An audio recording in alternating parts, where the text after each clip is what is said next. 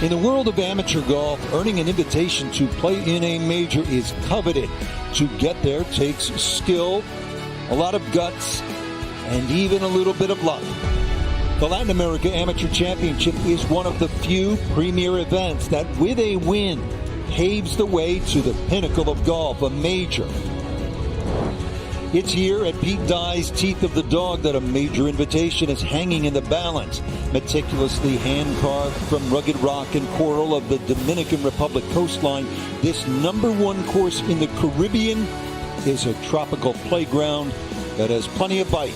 It's the ultimate test for over 100 of the best amateurs in Latin America. Life-changing for the champion and a major stepping stone into this year's majors.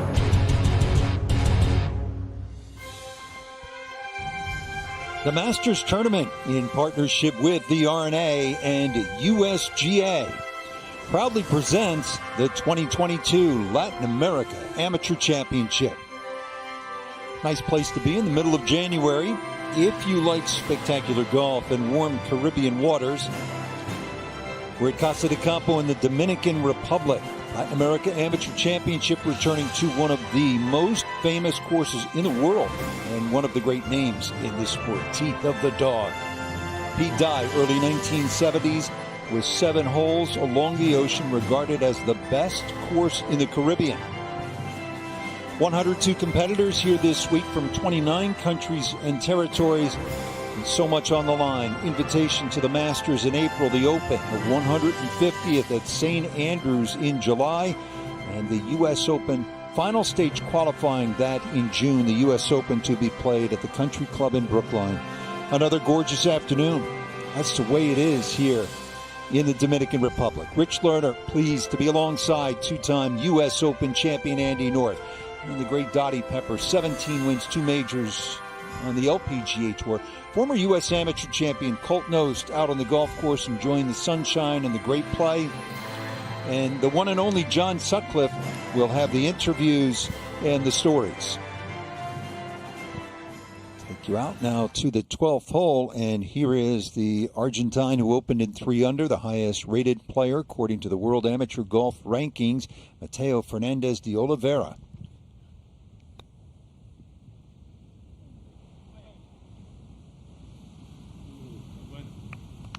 Bueno. That was very well thought out. I mean, that was a tough little shot. A little bit softer, that ball comes right down into the bunker.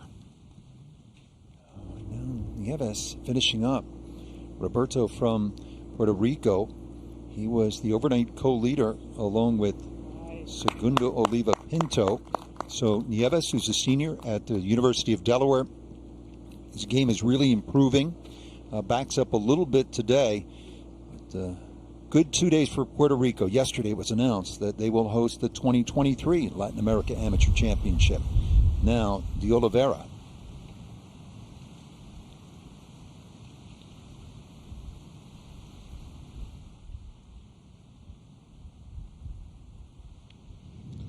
Yeah. That's the strength of his game. Superb short game, great touch. Made a few of those putts yesterday in his round of 69, Andy. Yeah, he's watching him on the practice tee. He's got a beautiful golf swing. His coach says that he is absolutely one of the finest short games of any player he's ever seen. How about Julian Perico, Peru, University of Arkansas, the contingent of Razorbacks that includes Segundo Oliva Pinto. Perico has been close, and he's played in this a ton. 2 top 6 finishes, and he sets a brand new championship 36-hole record to get to 9 under par. Now, some of the highlights, and here is Julian, this for birdie at number 11, Andy. Oh, and he has really changed his attitude on the golf course.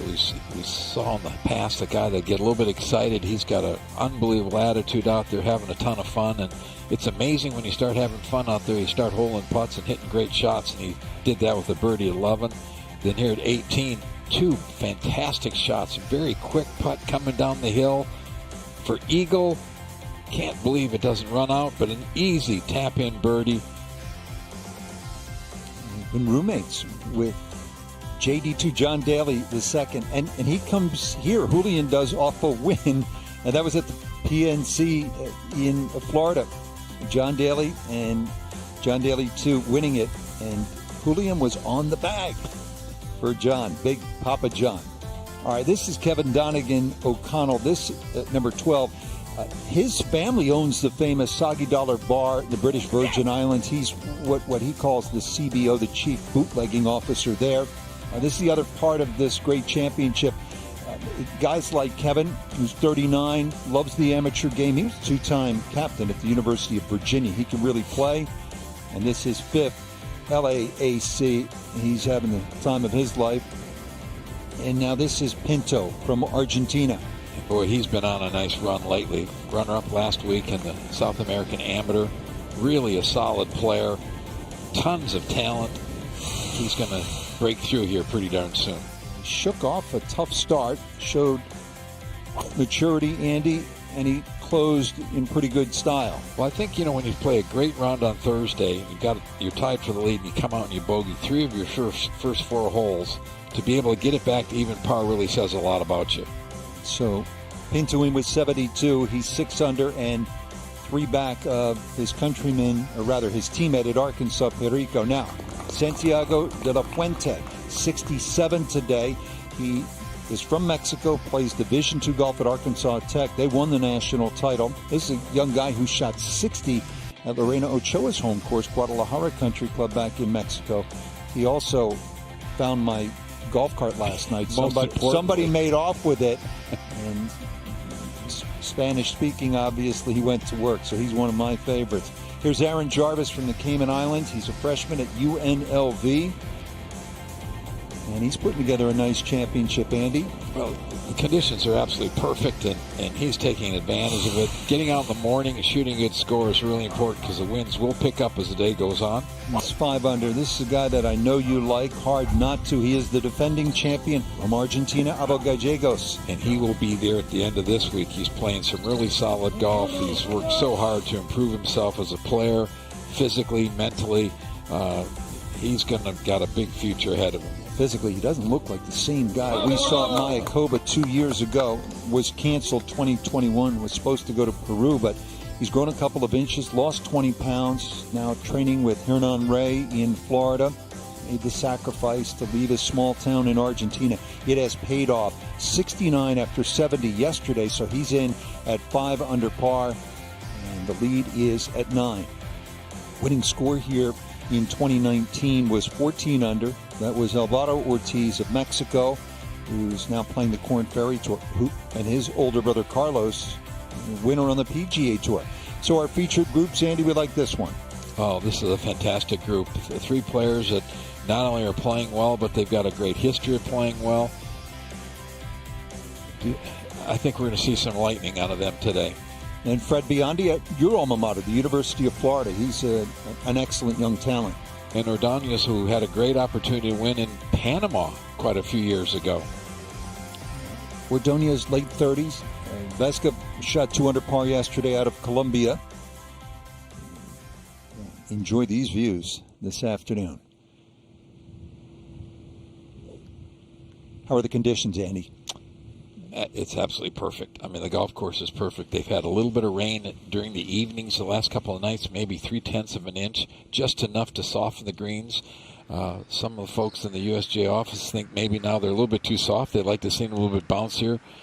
But the guys are taking advantage of it. And this group of players really, there's a bunch of guys here that can hit it a long way. And here's a perfect tee shot on 13, right in the middle of the fairway. Tough hole location, the back portion of the screen. Colt, what else is there out there going on with these guys? Well, Andy, the wind's starting to blow pretty good, and with this pin located all the way at the back, you definitely don't want to go long, but also anything short and right funnels way off into a deep greenside bunker. Mateo hit a perfect tee shot, has 165 back into the wind, playing closer to 175. We've got a great picture from behind to show how much it runs off on the right side of this green, and the back side is even more dramatic. Middle of the green here would be a good play.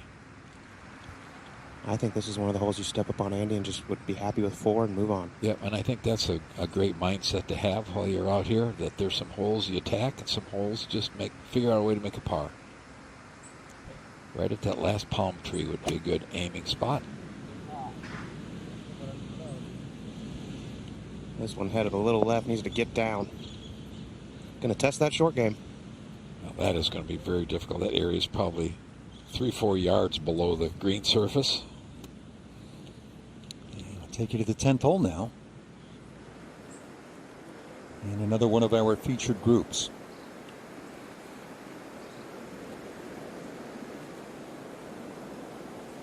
This has a major championship-like aura, certainly in the world of amateur golf, given what's at stake. The invitation to the Masters, the Open, it's right there, though it doesn't have the strength of field. It is right there with the U.S. Amateur, the Amateur, and the Asia Pacific Amateur. I think that's one of the things that's so nice about this is a major event, and it's put on like a major event, and it gives the players that great feel and experience of a major event.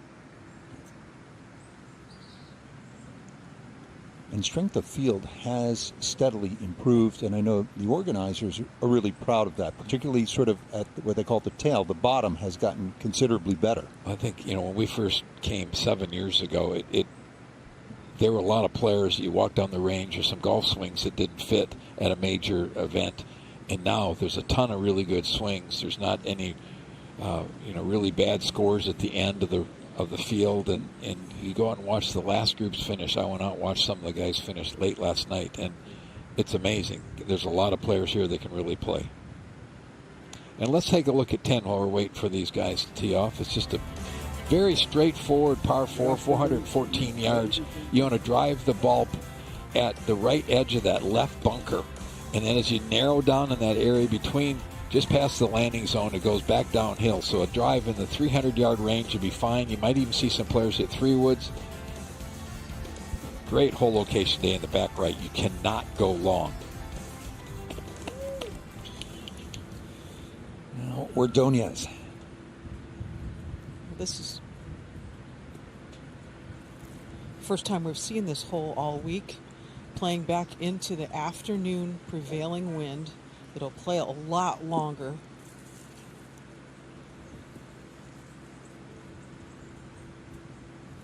Very important to get this first tee shot in the fairway. And the fairways are ample width here. Average about 40 yards wide. Left half of it if you really wanted to be. From Colombia, Juan That's what he's done. And Miguel is 38 years old. He's played in every Latin America Amateur Championship. Had the distinct honor of hitting the first tee shot when it was played back in his homeland of Panama in 2017. He actually contemplated turning professional, but now a father of 2 and full-time away from golf employment. And Dottie Beska, another player from the University of Arkansas. The Razorbacks are bringing plenty of Latin heat. Well said.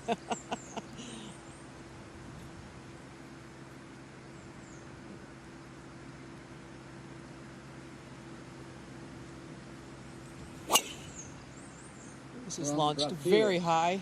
Fred Biondi. Ought to catch the fairway as well. Big dude with a big pass at that.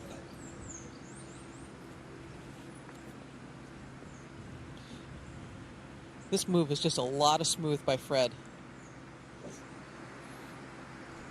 So Biondi had a good finish here 3 years ago, tied 6th. This is his 4th appearance from Brazil. Plays a high-level competitive golf with the likes of Eugene Lin and Ricky Castillo at Florida. Very well. Yeah, I think he has potential to really keep improving. He's got a good, solid golf swing. Always working on your short game to get better. But 3 players in the fairway, nice way to get the day started. And Biondi started 2 under par, so put together another solid round today, something in the area of 3 under par, and he'll be right there going to the weekend. Now we pick it up with De Oliveira at 13. Andy, you mentioned that short game he has. His coach Brad McMakin said he'd put it up against the best on the PGA Tour. It's that good, but this is a tough one here. Well, that was a nice play. Bounced it into the bank. Took some of the speed off it and gets it up there around 3 or 4 feet. Very much like the shot he played on the last hole. And now Jarvis at the 9. Boy, this is a big, difficult par 4. 480-ish yards. Second shot plays uphill over the penalty area and a lot of trouble to the left. This is another one of those holes. A good drive and a good iron in the middle of the green, 2-putt, make your 4 and move on.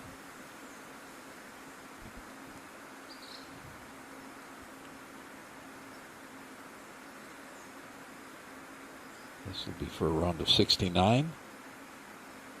Finishing at 5 under par. And par of 72 here. Golf course in the neighborhood of 7,200 yards with those wide fairways. So it is Julian Perico of Peru with a 3-shot lead after a round that was every bit as good as those views.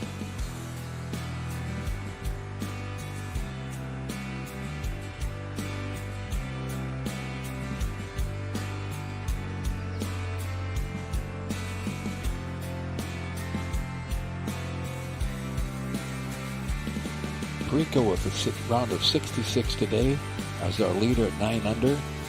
Not a single bogey on his card. 5 birdies on the back 9 for 31. Really solid play. Pinto, 66 overnight leader.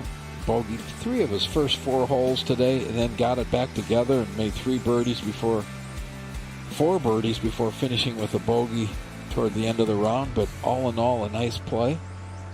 Leon had a great round yesterday, was our leader for much of the day. Started off with a couple of pars today, so he's in good position.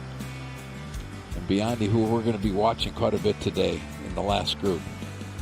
Scoring is good. Currently 17 players under par. The wind is starting to pick up a little bit. It will be a great test along the ocean on those ocean holes coming down. The one good thing that most of those holes are going to play with the helping wind, which will make them play a little bit easier. Greens are receptive.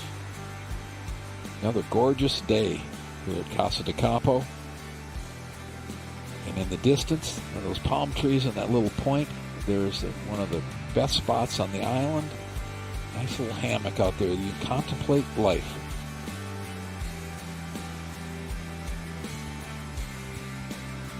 Cut looks like it might get to the 4 to 5 over par range, so there's a lot of players grinding along trying to get in something under that.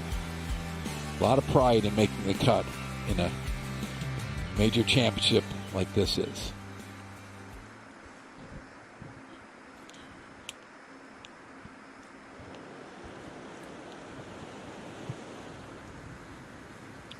And we're live at the 10th fairway. Ordonez with 142. He's got 4 yards to play with long, as you said, Andy. No good long. Anything left of the hole 20 feet would be a decent play, don't you think? Yeah, absolutely. He's going to play most of a club into the wind from this point. It's hard when you've got a 9-iron or wedge in your hand when you're 20 years old to go ahead and shoot away from the pin.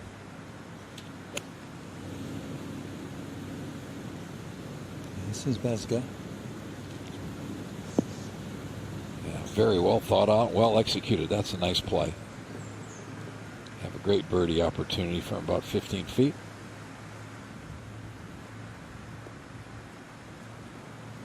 And now Ordonez from Panama.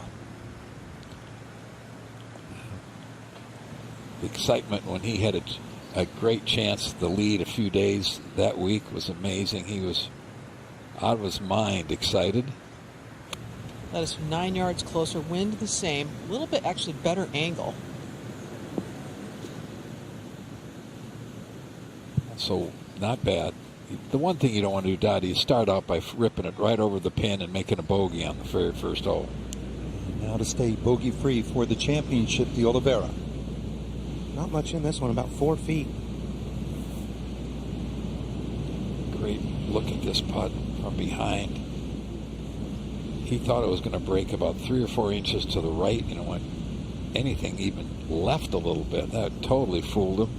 Had a great look at the lines in the ball, the line on his putter, all aimed a good 3 inches left of the hole. That was just completely fooled him.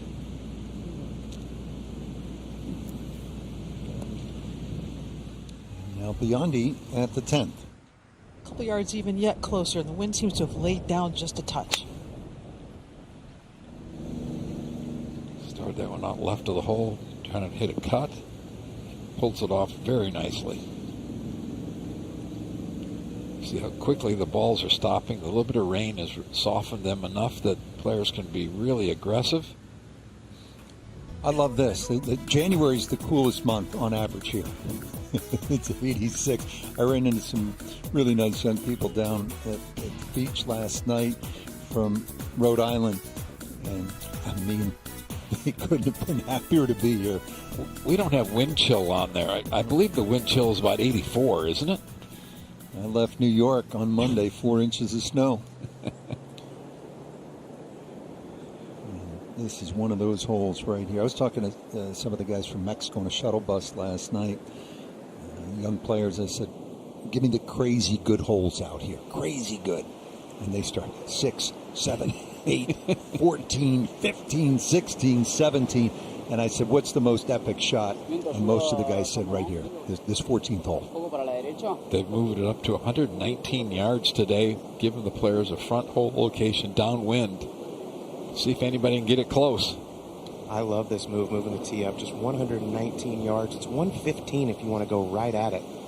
But if you're going to miss, you got to miss a little past and a little bit to the right. The camera angle from behind, there's not a lot of room there, short left of the hole.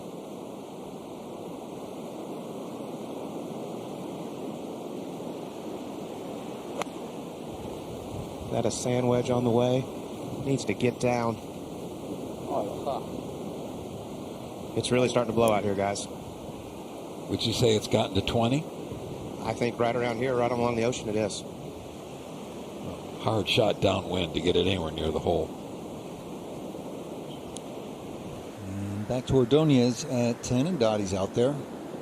It's an uphill birdie putt. A little confusion. He's relying pretty heavily on his caddy. He should break it to the right to start. They've got some great caddies here. They've got a wonderful caddy program. Guys get a chance to work all year long out here, and they understand this golf course really well.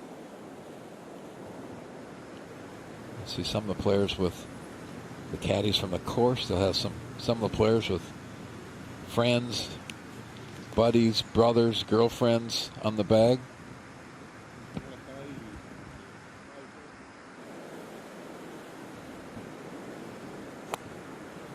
Ordonez learned to speak English watching Cubs games on WGN growing up, which was piped into Panama. I think his first words he told me were, "Holy cow!" Well, that would be epic because late great Harry Carey. Yep. He's a big Yankee fan. Yankees are the team in Panama. Great Mariano Rivera, Panamanian. And now Biondi from Brazil. Told me this earlier before they played that this putter's been in his bag for 5 years. That's a long time for guys like this. What's the longest you ever had a putter, Dottie? Well, it was in the doghouse or out for the whole time? No, I mean, yeah, that you used, that you liked. Right. I don't think I made it more than maybe 3 years. I had a rotation. Yeah. The poor putter. They're the subject of so much wrath, and it's not their fault. Usually it's the Indian, not the arrow. Got to find a fault for something, someone. And then you find that forgotten little guy in the garage somewhere. He's just been minding his business. That's right. You know, they need timeouts sometimes. That's it. They have to be quick. Sometimes it might be only a week. And in all honesty, if you can go a week with a different one and get a totally different look, and you go back to your normal one, usually you putt better. Well, Tiger's done it multiple times. It's earth-shattering when he comes out with something new, but right back to Old Faithful. It doesn't take long to get back there. Beautiful look. He's got this ball aimed as if it's going to go left or right, and it is absolutely perfect. Pretty. Beautiful stroke right down the line. And you saw how gorgeous these greens are. The ball just rolls beautifully. If you can figure out the breaks out here, and there's a lot of subtlety, you could make a ton of putts. Andy, Dottie, you guys have played and seen the greatest courses in the world. You really like this golf course, correct, Dottie? This is as good as advertised. Oh, yeah. And it makes you think there's more room out here than you think there is. But it places precision, I think, on the second shot.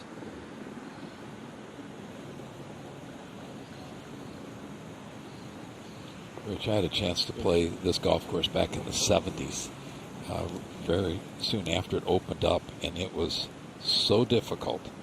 And when the wind blew around this place, those holes along the ocean scared you to death. Well, that's Pete Dye, isn't it, Andy? Yep, he likes to intimidate the player visually.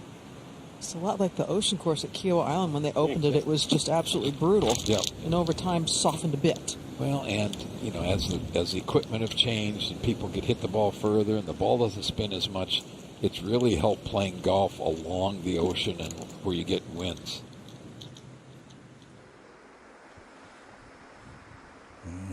Geronimo Esteve is one of the veterans, 40 years old.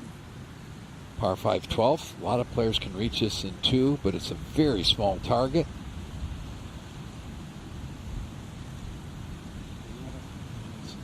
Good player. Playing some of the best golf of his career at 40 years old. He's from Puerto Rico. Yeah, and a graduate of Dartmouth, successful in the automobile industry in Florida with his family, and a cancer survivor. He's mentioned, Andy, the great news for Puerto Rico and our friend Sidney Wolf. I know how thrilled they are. We'll go to the Grand Reserve Golf Club, which hosts the PGA Tour event every March. 2023 Latin America Amateur Championship. That'll be a great week, and the pride that Geronimo will have, he'll be a superstar next year there. We know our pal Eric Morales as well from Puerto Rico, who's in this field in his late 30s. So this was the announcement yesterday. There's Sydney front and center with the Puerto Rican flag. See Chairman Ridley, Lee Steislinger from Augusta National, far right. That's Martin Slumbers of the RNA. Far left, Mike Wan of the USGA. There's next to Mike, Ian Pattinson of the RNA as well. And some of the other dignitaries here in the Dominican Republic and Puerto Rico. All the governing bodies have come together with Augusta National, the Masters Tournament, for this initiative, and as well the Asia Pacific Amateur Championship, and developing the game around the world, trying to, as they like to say, create heroes. Well, they've done a great job of that. A perfect example of Joaquin Niemann, who is having a fantastic career on the PGA Tour now, and has basically challenged all the young guys behind him. Say, hey, just play like I did. It's not that big a deal. Just play better. Long birdie attempt at 14. And this one will come to a screeching halt as it gets close to the hole. Pretty good speed there. Yeah, the wind's blowing enough, Colt, that it will affect some of the putts out here along the ocean now. Oh, it 100% is blowing hard enough to affect some putts. Colt, some of the guys were telling me last night they'd love to play 14 dead into a hard wind. That'd be a fun one. Kind of like maybe a little longer version of 7 at Pebble. I hope they get a chance this week to see that wind. I don't think we will, but we've seen it in the past here. Back in 2016, the wind blew hard from all different directions. So De Oliveira comes here with a head of steam, a lot of confidence, because he went to Ecuador and won the South America Amateur Championship. Segundo Pinto, his teammate at the University of Arkansas, unfortunate, was tied for the lead playing the 71st hole. There was a little bit of a mix-up, some confusion. He ended up playing the wrong ball. Pinto penalized 2 strokes. De Oliveira wins it and comes in 38th in the World Amateur Golf Rankings, highest ranked player in the field. Trying to add the biggest amateur championship to the resume here on a spectacular afternoon in the Dominican Republic. It is the Latin America Amateur Championship.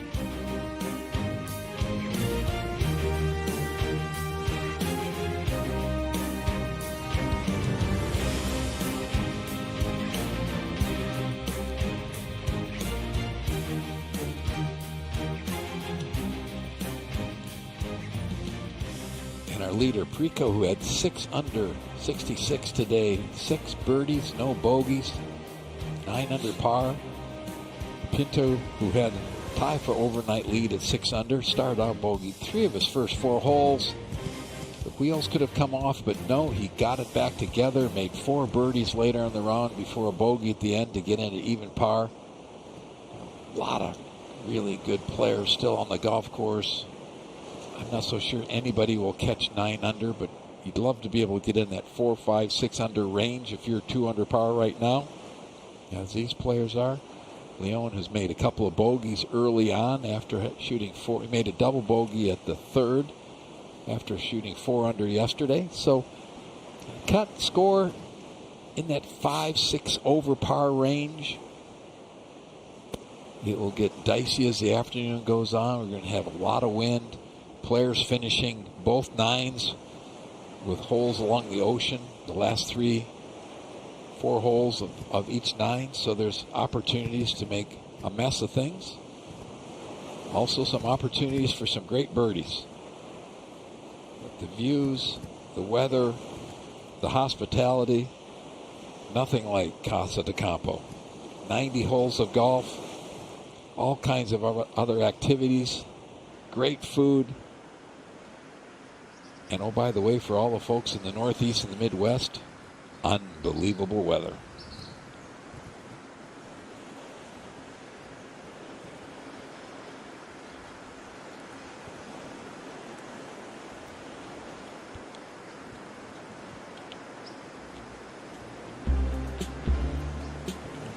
With some ox-driven carts and some dedicated locals. Pete Dye carved this out of the ground, the spectacular ground. More than 7,200 yards, 1971. And this one of the best that he's ever done, Andy. He admitted that this is one of his favorites. Well, it's an incredible piece of property. Anytime you can build along the ocean, and he did a beautiful job. No, Vicente Marcilio, 20-year-old from Argentina, which has, I think, its strongest contingent ever at a Latin America Amateur Championship. Great touch right there. Beautifully done. That will get him 5 under par, finishing up the day. It's his first appearance in the Latin America Amateur.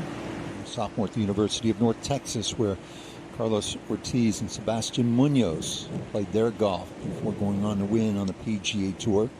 And we're out at the 11th hole right now. Vesca with 118 total, ever so slightly a hook lie into the wind. You've got to carry that false front that's almost 10. Really a terrific short par 4. A lot of trouble on the left. Yeah. Really, a lot of the players will hit even long irons off of this tee just to get it in the fairway. Got to keep it in the air, 115.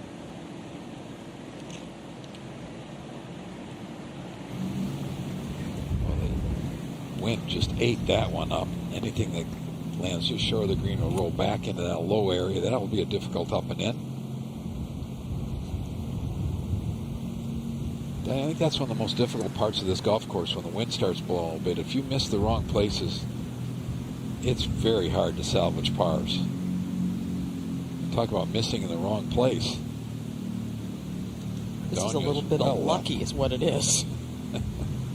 He was actually concerned that he was close to the OB, and it was close enough for a bad bounce. He could have gotten this ball off the property. But now just 95 to the front.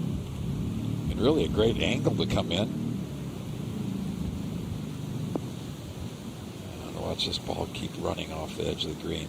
A lot of low areas around the greens. Anytime where you see a drain in the bottom area like that, that was designed to get the water off the green and get rid of it. Now Biondi. I'll go here. 91 yards to the hole. Terrific angle. Still got to be in the air 86 to get on that level. The lie in the first cut's fine. Yeah, that first cut's only an inch worth of rough. In fact, it may help into the breeze.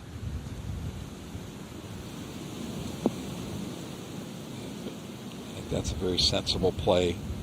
Anything right of this green is a problem, so he's got a 25 or so, 30 feet left of the hole. Not bad. Not great, but not bad. He didn't love it. How about Esteves? Esteves' second shot at 13. Playing out of that, a little bit of rough. Back into the breeze. back hole location. Oh my, he's hit it well over the green. That bunker is a good 10 feet below the green surface. That will be a difficult up and in, and it will be back downwind. He can't believe it went that far, but he got a jumper out of the rough. Just can't control it sometimes. Now Marcilio at 18. Just cleaning up that birdie. 1 under par 71. Oh, it's nice to finish the day with a birdie. Got off to a tough start with a double bogey on the very first hole and hung in there and played some great golf after that. Argentina's produced the only 2 men's Latin major champions. Late great Roberto Di Vincenzo, 1967 Open at Hoy Lake, and Angel Cabrera, Masters and a U.S. Open. Let's take it to the 11th. I mentioned Di Vincenzo. You can't think about Di Vincenzo without Bob Golby, who passed away yesterday, Andy, at 92, the 68 Masters champ.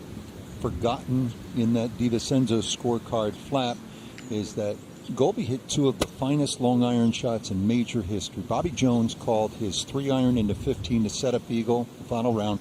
The best he had ever seen at that hole. The 2-iron after he hit the tree off the tee. The 2-iron to 18, just as good. Final round 66. He was a fine player, good broadcaster, and wonderful man, Bob Golby. Our condolences to the family. He was always great to some of the young players to kind of give them the rules and the regulations of how to play the tour. If you did something wrong on the golf course, he was always there to straighten you out, sit you down in the locker room, explain how you do things out here, and it got us all on a nice start. You need that, don't you? Absolutely. And how about the stories Bob could tell? Oh, he was the best. The best. Jay Haas's uncle. That's the one thing, having been in this game as long as we have, is you and Dottie and Colt, you don't just collect titles and trophies, you collect stories, good ones, and great friendships. The friendships, I think that's the one thing that's amazing, that over the now 50 years that I've been lucky enough to be around this game, to the people you do call friends because of the game. Ordonez couldn't believe that one didn't go in. What a great pitch from down below. It saw every bit of the edge of that hole plus. How about this play, Dottie, for Vesca from Colombia? There was no hesitation, Rich, in pulling out putter. He never even put a wedge in his hand. I love it. Great play for folks at home watching. If you can putt the ball from off the green, do it as much as you can. It's a lot better chance to get it close, and that was well done. Saves par very easily. Especially when you get it into that sticky grain. It is such a safer, simpler play. I think safe is a really good word. Eliminate disasters. Now Biondi for birdie. A putt of similar length that he had back at the 10th. Actually, the whole look about it's very similar. A little uphill to start. It should come back down. We've seen players really misreading a lot of the putts. They just can't believe they don't break more, or they underread them when you get near the ocean. Almost all the players are underreading the putts. I think this golf course is most difficult when you're exactly hole high. It seems to be where the most break is. If you've gotten it hole high, you're going to have to really try to bleed it in from the high side. The Oliveira live at the 15th, and Colt is down there. Andy area off the tee. He's got 91 yards downwind. And Andy, this is one of those ones, if you don't get it high enough, the wind might actually knock it down. And usually from 91 yards, you're playing it back in your stance, making sure you get a lot of ball. And perfect lie, though, and he is allowed to ground his club. Yeah, this is a waste area, so you can play this one a little bit differently. You've got to hit great contact. Needs to spin. That's not too bad there. No, that's not a bad play at all. Hard to stop it when you're driving it in there downwind. And now Esteve at 13. Yeah. And This is one of those shots that you'd like to have about 5 balls down there. Get a little practice before you hit this one, just to be able to carry it all the way up on the green. That's not bad at all. He still has an opportunity to save the par, but really disappointed how much that second shot flew out of the right-hand rough. He graduated Dartmouth with a degree in economics back in 2003, was the co-captain of the men's golf team. They play some solid golf in the Ivy Leagues. Great to be here at Pete Dye's Teeth of the Dog, legend in bronze.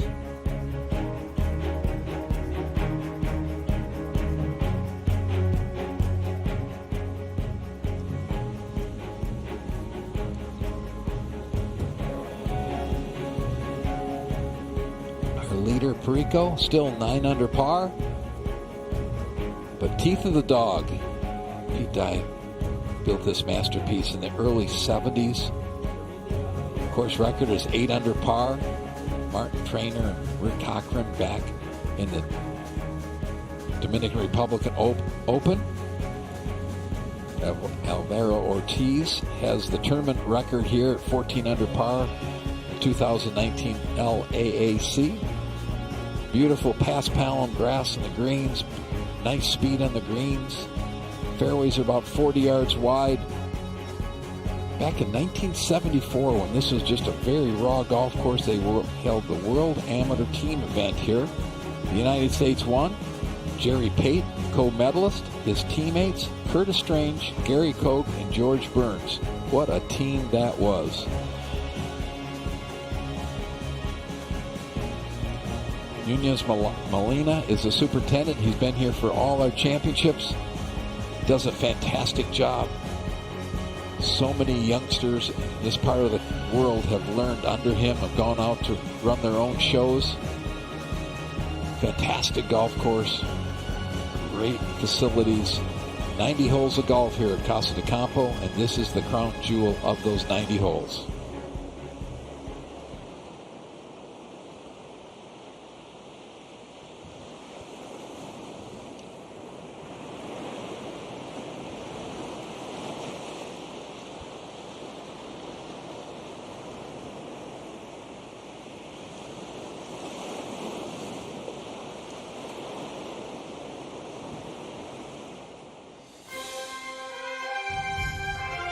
The Latin America Amateur Championship is proudly brought to you by AT&T. Fast, reliable, and secure. Bank of America. What would you like the power to do? IBM. The world is going hybrid with IBM. And Mercedes-Benz. Well, Chairman Ridley, echoing his predecessor, Chairman Payne at Augusta National, always likes to say, amazing where this game can take you, the places it can take you. How about to the Masters Tournament in April?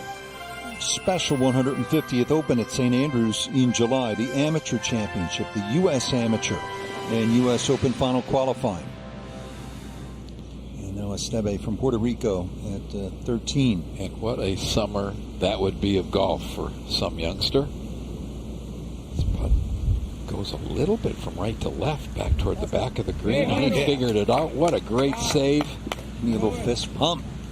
Well, I think that's, you get most of these greens, most greens who you play anywhere go from back to front. Well, that's one that just is almost dead flat, and it actually pulls toward the ocean. It's hard green to read. Well, I'd like to see one of the guys with a little gray in his hair make a move this weekend. Oldest champion. Previous 6, just 23, Alvaro Ortiz here 3 years ago. Now De Oliveira. Had wedge out at first, but even with his young nerves and short game, I like putting it there. Oh, brilliant. Especially now. His short game is so solid. Rolls the ball beautifully. And to echo what Colt told us that his college coach said, I chatted with his swing coaches all-around coach, Hernan Ray, and he said he absolutely has a tour-level short game. Creative, touch, all of it. Doesn't have a lot of pop in his bat. He's kind of steady off the tee, not overly long, but he's smart, and he's organized, and he's getting better. there's all ways to shoot scores. The scorecard doesn't know if you've hit a 350 or 250 off the tee. And I think the biggest thing is that it's important for a player, if he wants to become a really good player, to figure out what he does well and then work to improve what he does well instead of trying to change things that he can't get better at. Understanding your own personality, understanding your game is how you get better. How do you like this look right here? Is that spectacular? 119 yards. You can almost throw the ball on the green, and yet if anybody hits it within 15 or 20 feet today, that would be an amazing shot. Downwind, no green to work with beforehand. The one good thing is that the greens are receptive right now. If he can throw it 3-4 yards past the hole, it's not going to run too far by, but downwind, tough to spin it.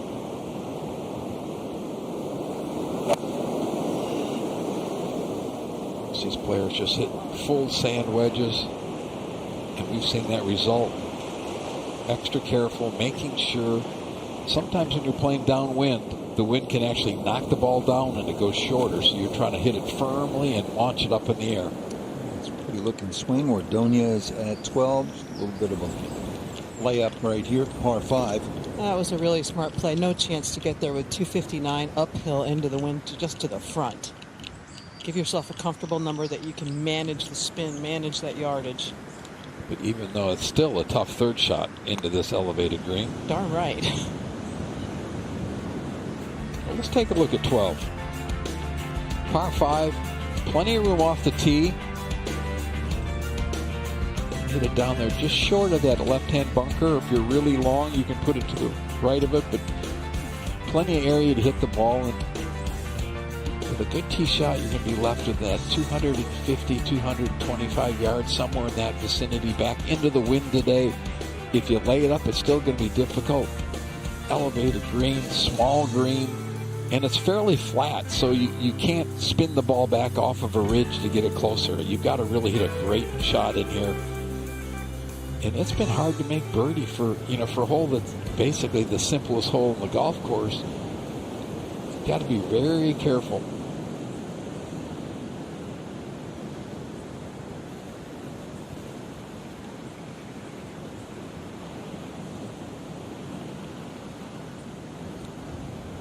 Take you to 16, and De Oliveira feeling really good after that birdie on the previous hole. And Andy, one thing his coach Brad McMahon also told me is, his short game is so good that he never panics about his ball striking. He never gets rattled out here at all, which is huge for a young guy. Well, I think that really is important, that if you know you can lean on your short game, you don't have to be as precise. Maybe you can shoot at a pin once in a while that maybe isn't the best idea at the time, because if you miss the green, you still can get it up and in. Andy, you'll like this because you demonstrated plenty of it winning your 2 U.S. Opens.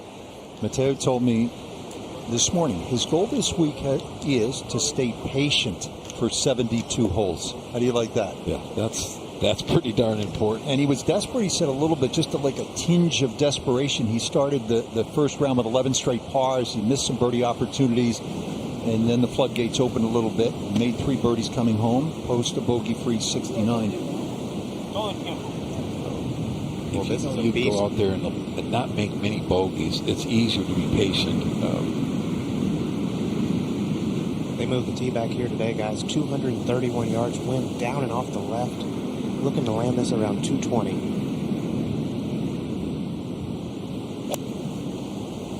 That looked like about a 5-iron, too, downwind. The wind is really taking an extra 20, 25 yards. Just barely carried it on the front left. Now it's terrific. Be happy with that.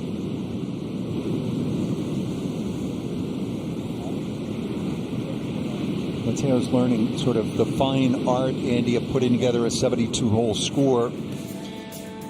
So 102 players from 29 different countries and territories being televised to 150 countries. Argentina leading with 8 players. First one was in Argentina at the Pilar Golf Club.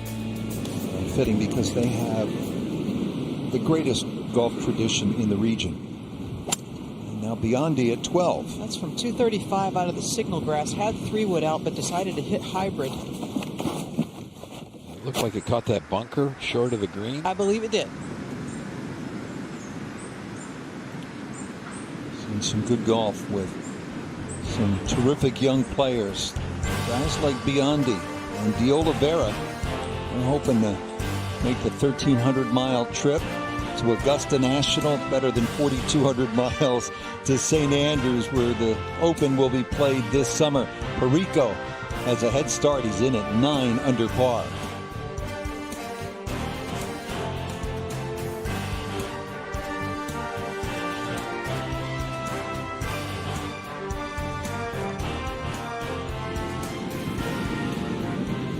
Let's go back to the 16th tee.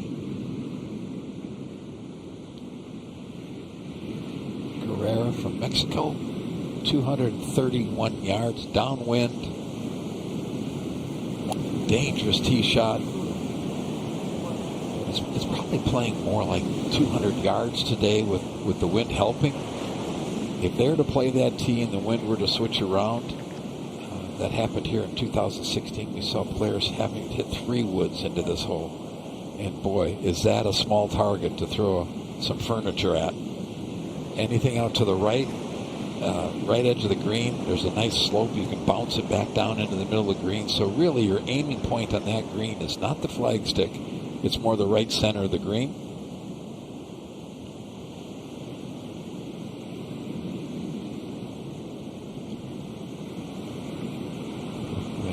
From the left and from behind. Par so far for the day, 1 over for the championship.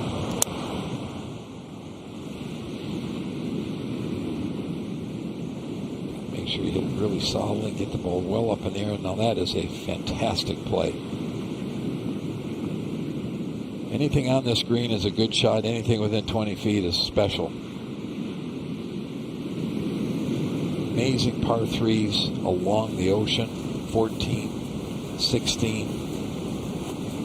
Number 7 over on the front, right along, going back the other direction. So it would be playing back into the wind today. So each 9 holes, you get about half of the holes downwind, about half of the holes back into the wind. And third shot, par 5, 12 for Ordonez. That's 87 yards into the wind to a flat top volcano. Toddy, that was played just absolutely beautifully.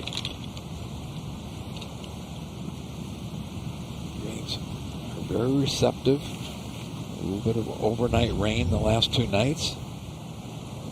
Not a cloud in the sky during the day. Vesga from Colombia. This is awkward with a capital A. He's got less than 50 to the front, 13 to the hole.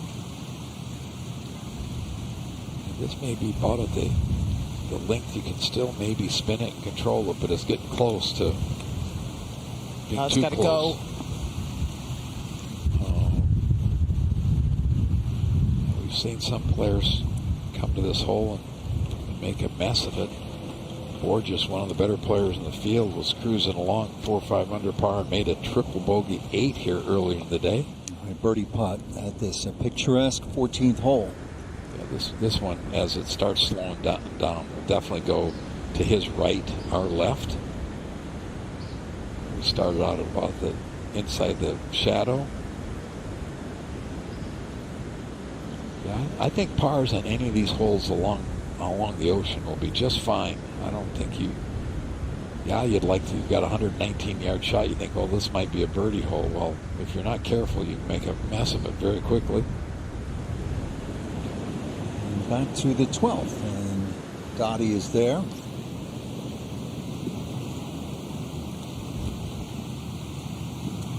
What's Biondi have? He's got a relatively simple bunker shot. Slightly on the upslope. He can carry it nearly all the way to the hole into the wind. Got a nice close-up of the lie. It looks just fine. It's very good. It's a shot you practice often.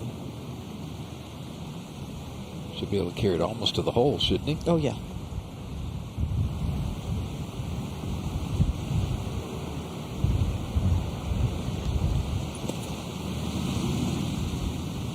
You could hear by the sound. He got that one heavy. Now he's got a lot of work to do. a lot of soft sand up into the face of that bunker where they have to rake it up into that area. There's a great look. As it enters the sand, it's just going to dig. And nothing happens. It gets so deep, you can't get the ball with enough power to get it onto the green. Splash mark about 8 inches deep and about 2 feet long. Donnie, these are really difficult. Well, they are because of the unpredictability of the surface. You have to fly the ball onto the putting surface. Much more complicated than what he had back at the previous hole. Ooh, how about put it into the bank with some speed on it? But leaving yourself for that, pretty brutal. Par putt at 14, Esteve. This wants to slide just a little bit to his right. Wind's blowing hard enough that can actually affect the ball on these greens out on the ocean. But nice, solid par. Take that one every day there. Fully immersed in this one. And back to Biondi. It's so important to regroup quickly because you've got to be thinking forward. You can't be thinking about what you just did. Looks like he's going to be able to pitch it up onto the green. Gently. He's got some work to do too. Biondi's a Florida Gator via Brazil, and there is the two-time Asia Pacific Amateur Champion Yushin Lin. Left-hander, has a ton of game. I think we're going to see him at the highest levels in the near future. So that's your alma mater. You won 2 U.S. Opens coming out of Florida. How about 1973 Masters champion Tommy Aaron, Florida Gator. Billy Horschel, Camilo B. Jagus, Gary Koch, and former U.S. Amateur champion and Masters Tournament chairman Fred Ridley, all from the University of Florida. 1975, Chairman Ridley. Little story that Andy Bean was on that team also. Andy was a fantastic player. Andy would give, when they played for money games, Andy would give Fred a shot aside. Well, they ended up playing in the National Amateur, and Fred beat him. It was an amazing time. Most likely to have been able to make the crossover from professional golf to professional wrestling, it had to be Andy Bean with the size of his hands, right? You could see Andy coming over the top rope, not between the second and third into the squared circle, right? Yeah. He's a great guy, Andy. Bean coming off the top rope would be a scary thing. He could really play. He was a fantastic player. He won a bunch of terms and hurt his wrist and was never the same after that. I think that maybe the best driver of the golf ball I ever played with. And he could play in some wind, couldn't he? Terrific player. Veska. Well, that really hurts because he elected to lay up and then made a whole mess of it. Nothing worse than making a bogey in a par 5. And this hole, we've seen it play the easiest hole in the golf course for years here, and it's actually playing over par. Played over par yesterday because of the difficulty around the green, and we saw players shift the ball from one side to the other. Biondi to try to save his par.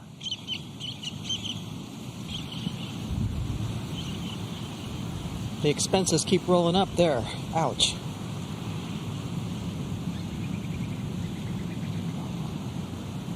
And you've got the shortest guy in the group with tap in birdie. Virtually.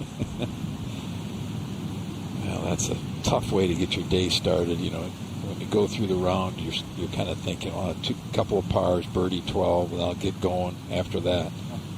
And then make a bogey. That's surely disappointing.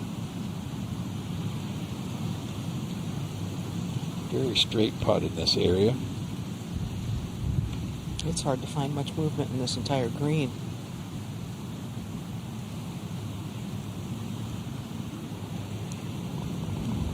Why?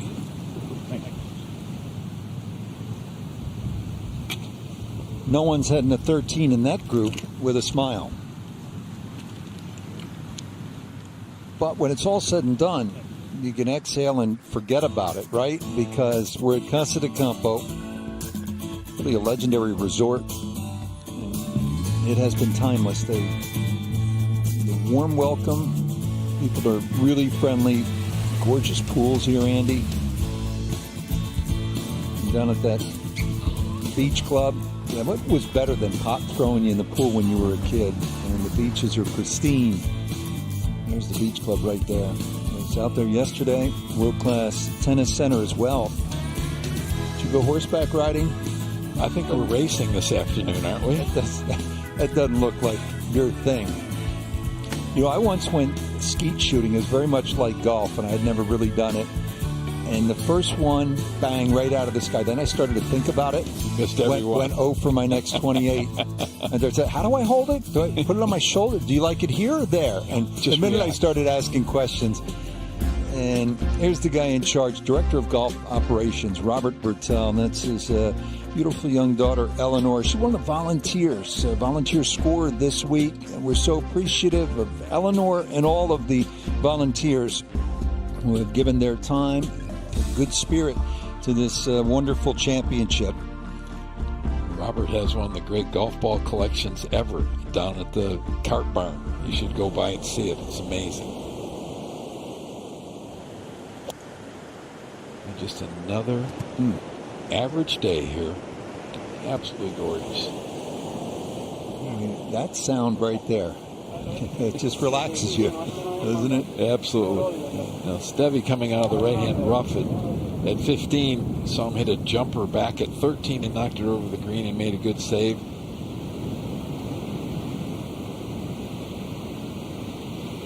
This grass is wiry, and the ball has a chance to really jump if you're not careful.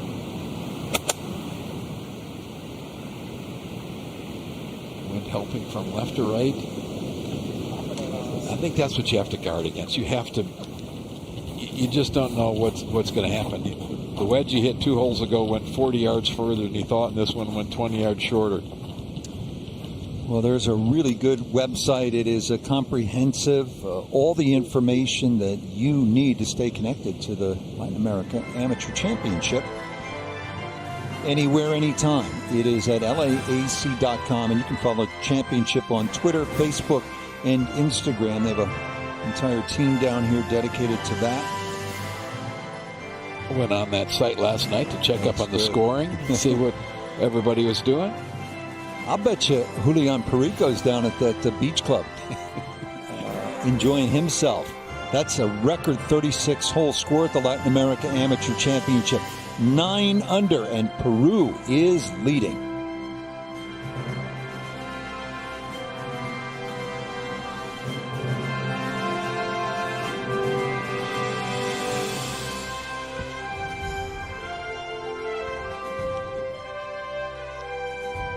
Perico 9 under par after a beautiful 66 today. Finishing up with a 5 under par 31 on the back 9. Now let's go over to the 13th tee after missing that very short birdie opportunity at 12, 13. Downwind. You can go ahead and let it rip here. Fairly wide fairway. Ocean on the left that really doesn't come into... No, it's... Good driving. Ocean is back behind the green on this hole. Put it in the fairway. Hole's cut in the back center of the green. The wind seems to pick up about 10 miles an hour once you get out to this green.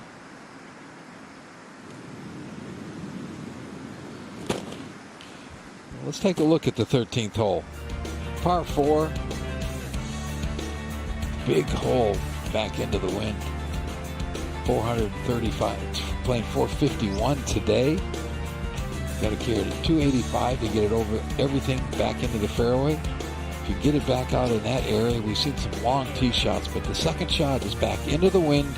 Holes cut in the back portion of this green, and anything that gets over this green, it's very difficult to get it up and in. Probably the best spot is in that bunker.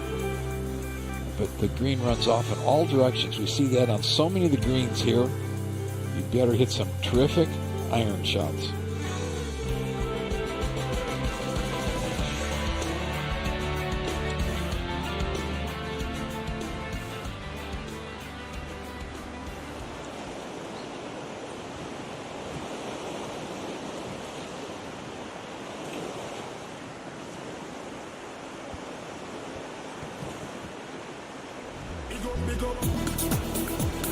to sit here with you in the box. Yeah. Well, there's an afternoon ahead of you. Well, that's Krista Ryan on the right. I'm part of the famous Van Kuel family here in Dominican Republic, and they've supported this area for so long. And you see why they love it as much as they do. Married to Tad Ryan. Thankful for everything they have done to make this such a warm, welcoming place.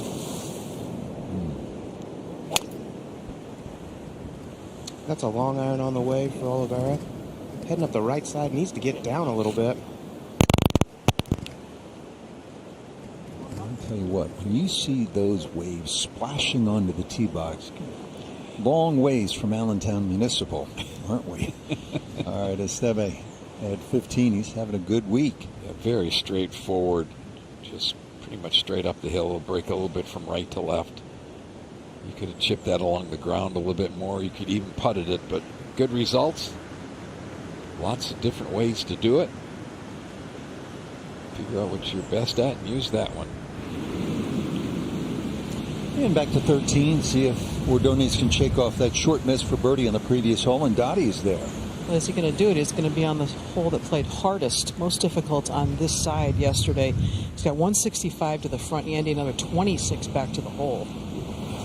Big hole. Anything that lands on the very front middle of this green and just let it release will be just fine. Do not want to miss right or left or long. So anything short is probably better.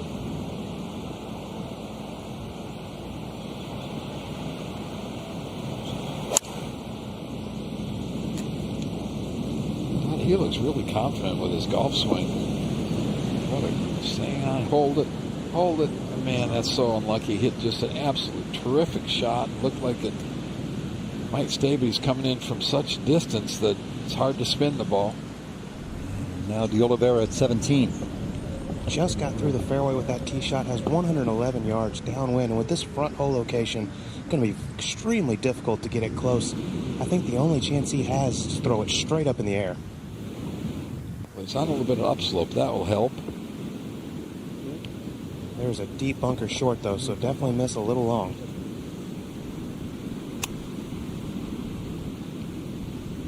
He's throwing it way up in the air, but needs to go. Oh, it gets to bounce forward. What a shot. I'm not quite sure how that bounced forward landing into that hill. Great chance at birdie.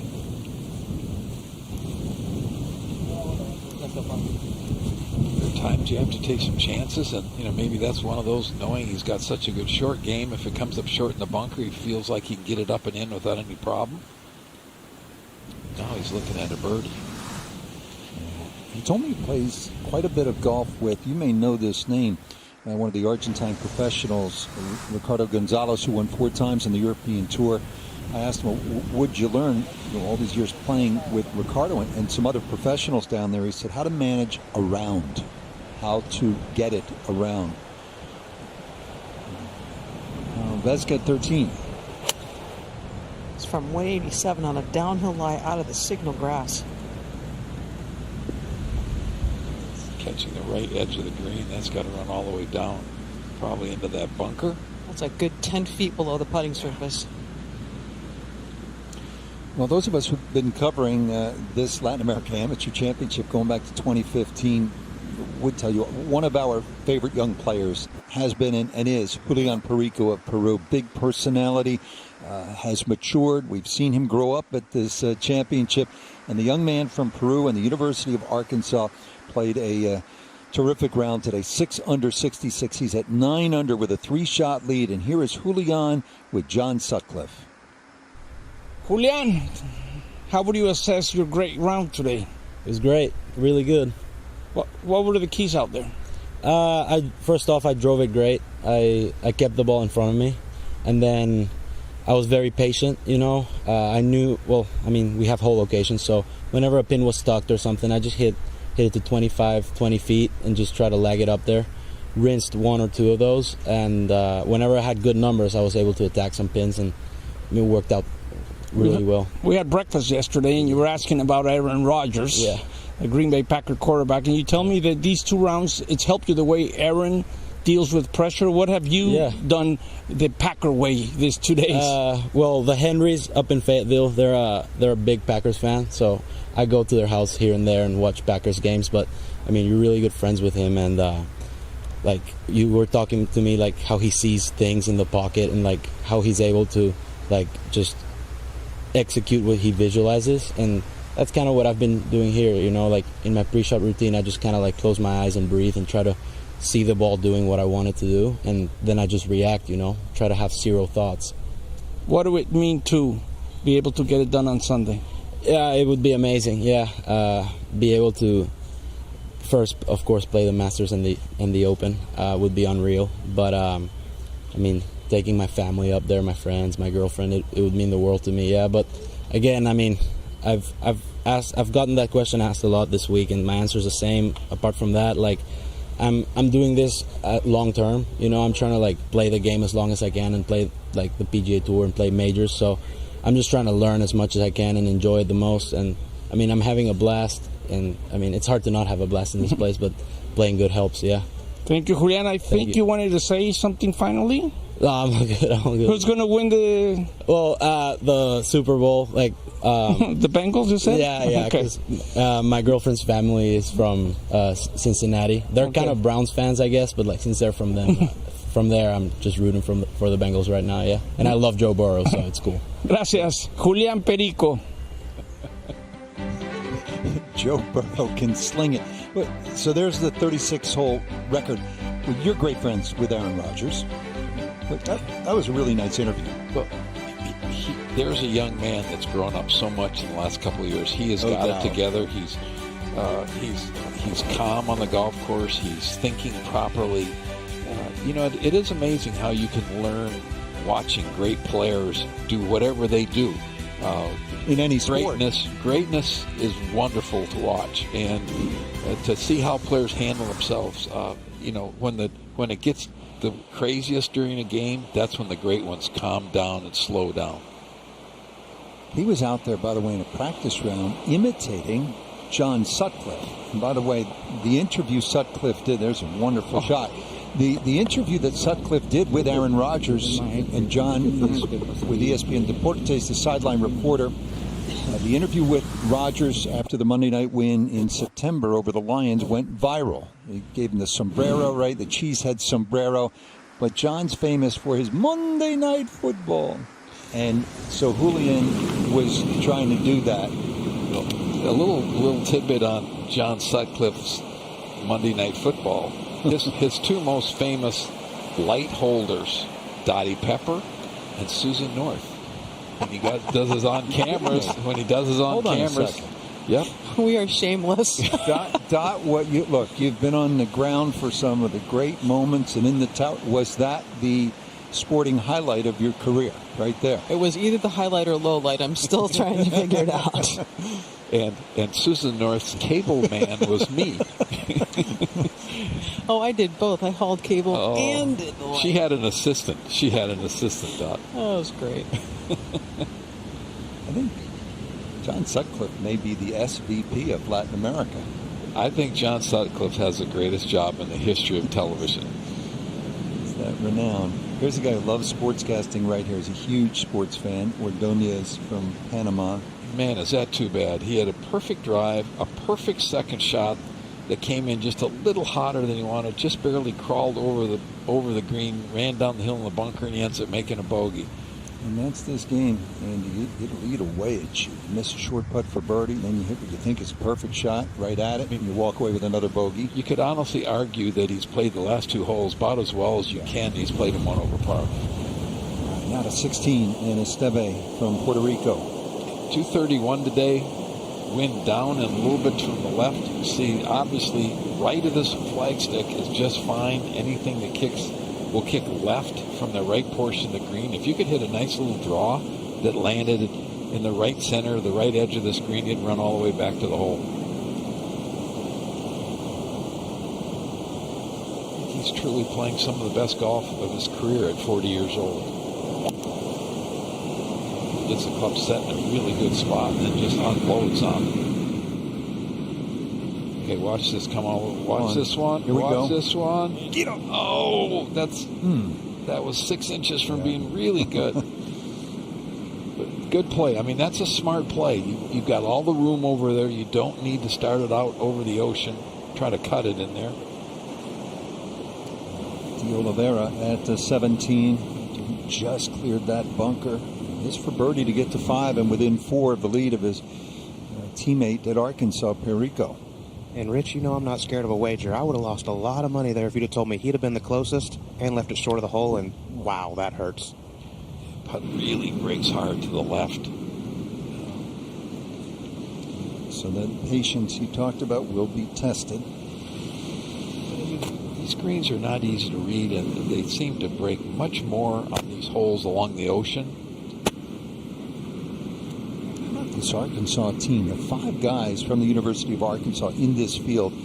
When this championship is over on Sunday late afternoon, they will board a plane and they will go all the way to Tucson, Arizona for the Arizona Intercollegiate. They will then peg it on a course they've never seen, 36 holes on Monday and 18 on Tuesday. Well, they'll figure it out. Talent. Yeah, there are the Razorbacks. McMakin, their head coach, and really it has been Julian Perico after having sort of gone because of Alvaro Ortiz, but Julian's been the one who sort of brought these other guys in. De Oliveira, Pinto are from Argentina, Vesca from Colombia, and now they have a budding powerhouse at Arkansas. And of course, on the women's side, Maria Fassi and some others, they have a strong program as well. Perico is sort of the head of the transfer portal. Anybody from Latin America that might want to change schools calls him, and he helps them get where they need to be. He said he doesn't actively recruit, but he'll just share his experience, and it's been a good one at the University of Arkansas. And so many college coaches are recruiting. Here in the Asia Pacific Amateur Championship, what is it? I think 2/3 of the field either went to college in the U.S. Or is currently in college at a U.S. program.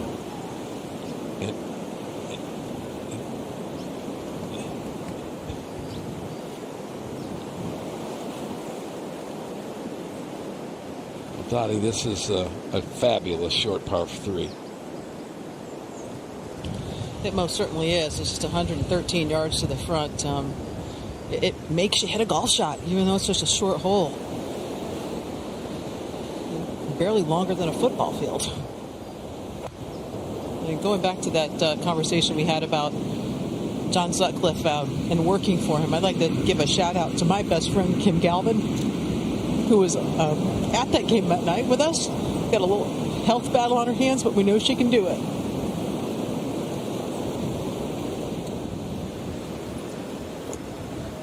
Thought for Kim.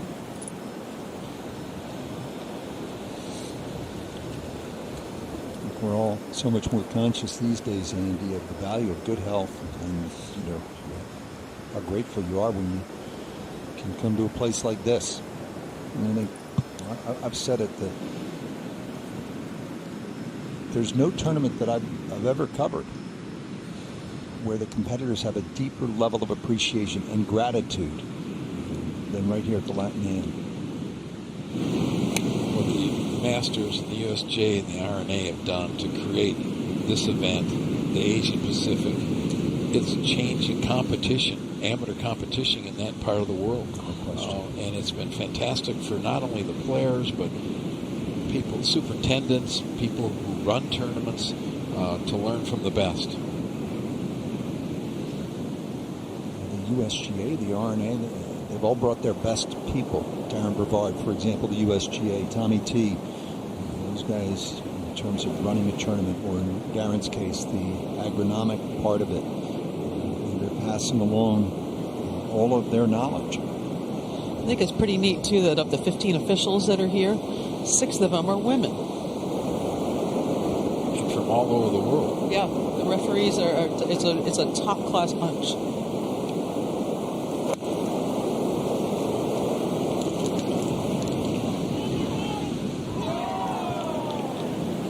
Shot right there.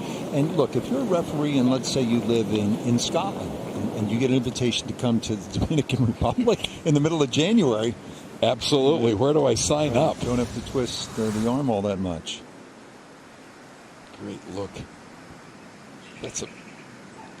Is that the real background or is that a green screen? No. Isn't that spectacular? And those T markers. Slow-mo. That's the Latin Am logo right there. It's T marker. That'd be pretty cool having one of those after you win. Now, De Oliveira. This is where he needs to take some advice from Big John. Wind down off the right, just grip it and rip it.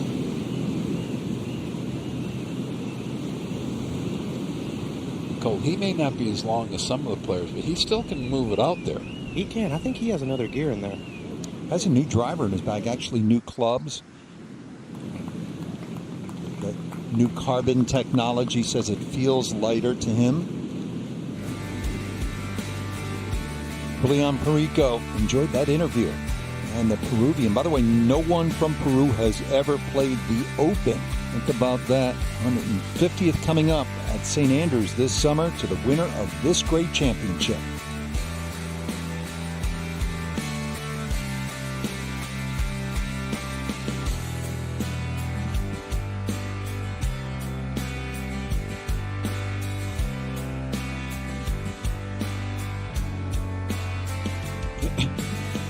Perico, 9 under par after a fabulous no bogey 66. It's going to be hard for him not to be thinking about the invite to the Masters, the invite to the 150th Open Championship at St. Andrews. A very special place. One of the coolest golf courses I think I've ever played. The fact that you can play on the same golf course that people played 400 or 500 years prior. They aren't thinking about playing golf in Scotland right now. One of the many water sports you can take part of here at Casa de Campo. Great beaches, great pools, great fishing. A spectacular spot all year long, but particularly in January when you've grown up in the Midwest or the Northeast where they're under snow and some brutally cold temperatures right now. The sun is always shining. Just a nice ocean breeze. You can do some scubaing. Crystal clear waters. Fish life is amazing. There's no telling what you might see down there. Views. I think you can match these views at any place we've ever gone to play golf. That's the 16th hole below us. And we'll be back in a second.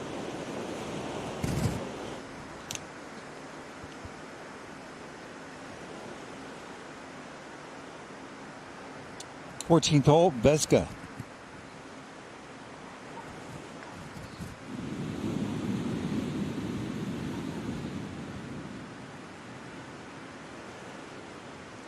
A little work left for the young Colombian. He's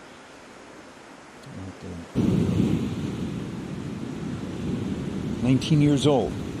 Stevie for birdie at 16. Big breaker from right to left. The farther up the slope he throws it on the right, the more will break.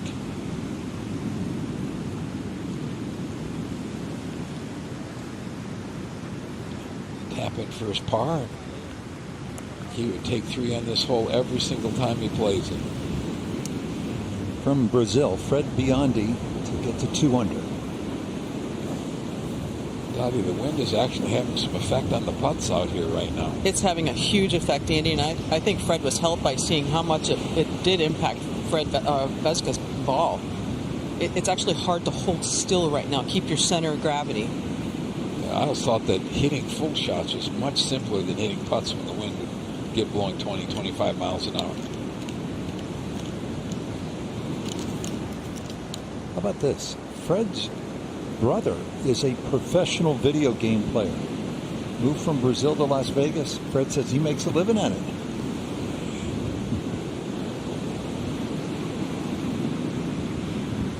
Dottie, this putt back into the wind. You could almost bet this doesn't get there. Yeah, I mean, I think speed-wise, you're almost adding 3 feet, and that's hard to make your eyes adjust to that. We haven't seen a single putt in the last hour, maybe 2 hours, get to the hole from here.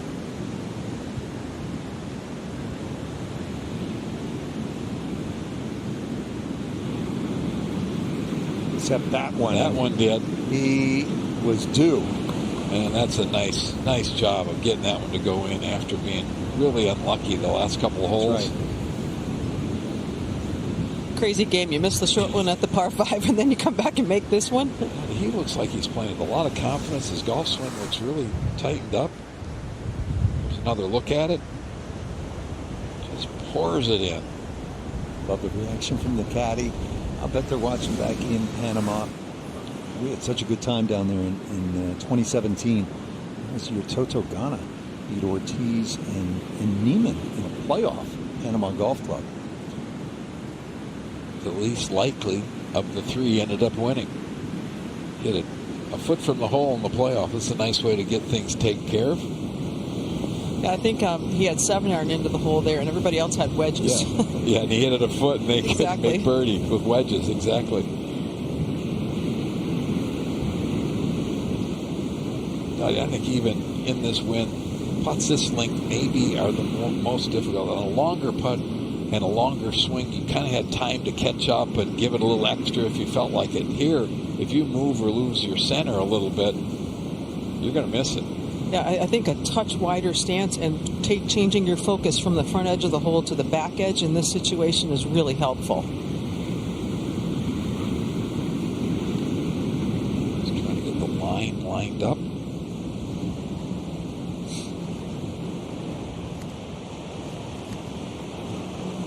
Players in today's golf put a line on the middle of the ball.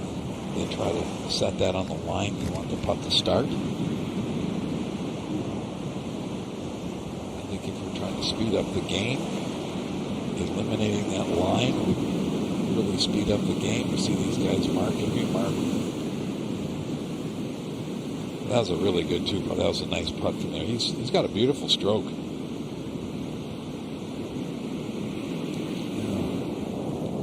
There's a great looking tee shot right here at 17. Esteve. You want to start out at that bunker you can see on the right. It's a hole that you can hit an iron, a middle fairway wood. Or if you wanted to take a driver and hit it at those palm trees and try to get it way down there, you could do that. There's a rumor going around that we may see a tee up front and make this a drivable par 4 on, let's do it. On Saturday. It'll be fantastic. Anything could happen then. 18, De Oliveira. Caught a great lie in this right rough. No grass behind the ball. Has 226 yards all the way to the hole. 210 to the front. This is very doable, guys. Just got to make sure if you miss, it's got to be to the right. Cole, your impressions of Mateo's game so far? He's just steady. You know, I mean, really doesn't hit it that far. Hits it straight. And like we've talked about all day, his short game is great. He's just one of those guys that I feel like is always going to be in it. Does he have to take this up over the corner of these trees? The trees should be no problem at all. If he can just cover the front edge of the green, this is very doable, like I said. But anything short right, even if it's in the bunker, is a very straightforward pitch.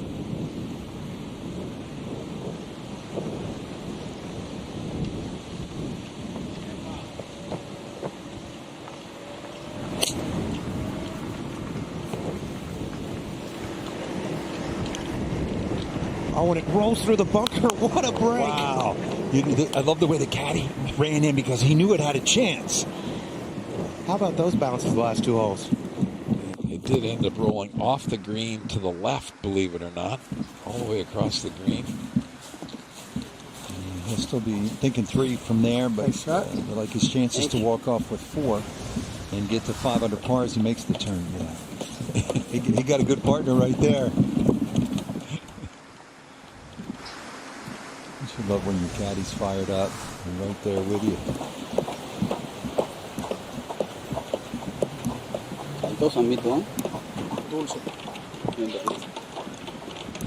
I can go back to back. He won the South America Amateur Championship last week in Ecuador. Well, speaking of great talents from this region, Joaquin Niemann won in 2018. Andy, you and I were there. Prince of Wales in his home country back in Chile in Santiago. That final round was as good as you'll ever see, 63. It was one of the best final rounds, and it was a stretch of holes in the middle of the round where he just made birdies and eagles. I think he was 7 under in a 6-hole stretch. It was absolutely amazing. And that putt you just saw, that was at Greenbrier. His PGA Tour victory. I was on the call for that one. He was just electric. And so here are the past champions. Dominguez is in the world of finance back in Chile. Chile's won 3 of the first 6. Chaplet's in this field. Just graduated college, grown up, bigger, filled out. Ghana's a young professional trying to find his way. Ortiz last year won the Mexican Open, and he's on the Corn Ferry Tour. His brother Carlos has won on the PGA Tour. And Gallegos is in this field defending his title that he won in Mayakoba. Good-looking player, and he'll have a chance. He's at 5 under going to the weekend. And how about Joaquin? From number 1 amateur in the world when he won this event to now top 30 in the world professional. Amazing player. Look, and between the Asia-Pacific Am and the Latin Am, you're going to start to see a number of the alums comprise the President's Cup team. Obviously, the reigning Masters champ, Hideki Matsuyama. But then there's Joaquin Niemann, and maybe Sebastián Muñoz.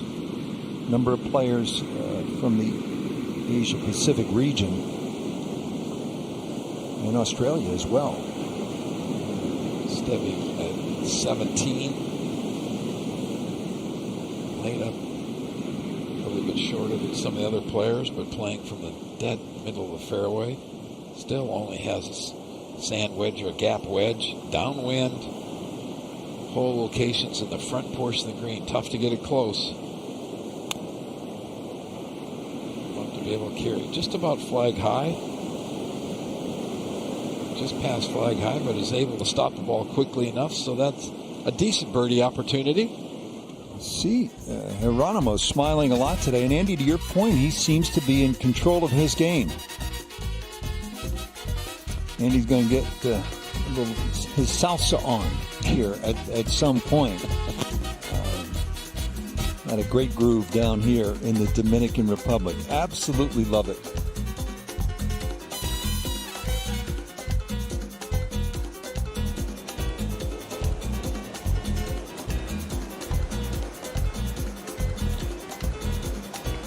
The scoreboard. So many of the players that played this morning had the best of the wind conditions. The winds have come up this afternoon. Scoring is much more difficult. Anything a couple under par this afternoon, I think will be a really good score. So the players are getting close to finishing their first 9 holes this afternoon. And there in the distance is my favorite spot. That hammock out on the end of that point. Beautiful, beautiful spot. Great weather. Great wildlife.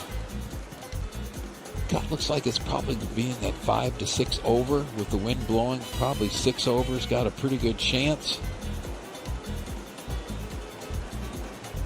Scores are starting to spread out a little bit. Right now, 6 over would be in.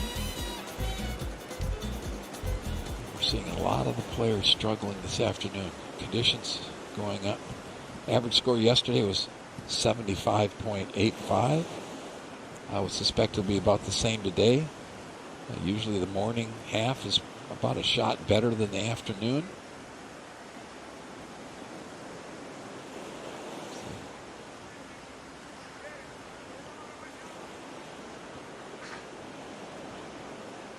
Just absolutely gorgeous. One of the cruise ships that is visiting this area. But all in all, great sea, great ocean here, beautiful, beautiful vistas. And we're lucky enough to be playing a golf tournament right here on the shore.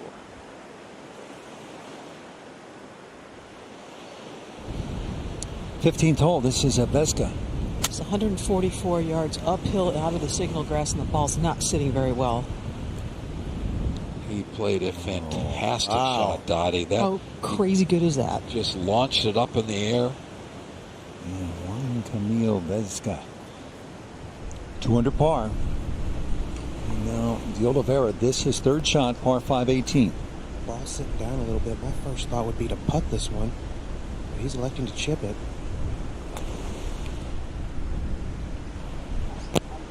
Was not his best, obviously. No, that was just not a very good lie. I think he could have got it much closer putting it. Colt, there's sometimes that your short game is so good that you try a more difficult shot.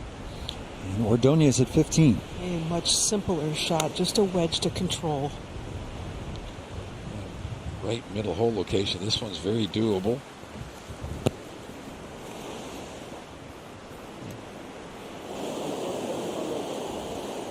Fred Biondi of Brazil. 110 for Fred. Avoid going beyond the hole. Keep it below that little shoulder beyond. Coming out of the rough's probably going to land just on the front. Excellent.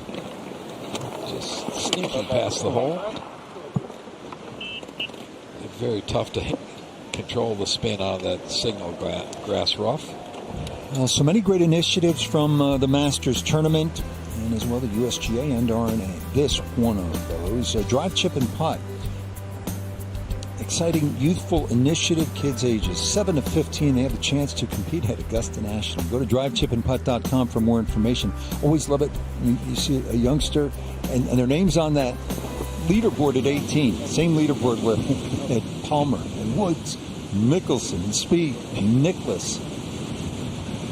It's really special. The fact that the women get to play their last round on Saturday and then drive, chip, and putt on Sunday. It's a fantastic weekend before the Masters even get started. We're talking to Chairman Ridley and Lee Steislinger of Augusta National just about that very first Augusta National Women's Amateur with Jennifer Cupcho and Maria Fassi as we watch Esteve. It was one of the greatest shows on the back nine you could ever see. That's what they said. And Chairman Ridley remarked that his favorite moment was when they're in that pitched duel. They walked off the 12th tee and they bumped fists. There was just a great display of sportsmanship, and that's sort of what we all hope the game can be about. Well, that's the beauty of this game. I mean, you're playing the other competitors, but you're playing the golf course. You're playing against yourself. You try to do the best that you can possibly do. De Oliveira, yeah, that is good work right there. Didn't let that opportunity slip away with a so-so chip shot, and so he's at 5 under par and very much a factor as we all thought he would be. Coming off the big win last week, he was sort of the favorite this week, and he's not doing anything to disappoint. And by the way, last week he endured a 65-hour trip from Argentina to Ecuador. They got stuck in Sao Paulo because of COVID and some flight cancellations. Spent a full day in the airport there, but 2 days in Sao Paulo. Finally got to Ecuador 7 in the morning. He teed it at noon and went out and shot 68 and went on to win the tournament. And how about going from Ecuador, playing at 10,000 feet, now coming here to play at sea level? Exactly. I mean, that's 30, 40, 50 yards difference on the clubs that you're hitting.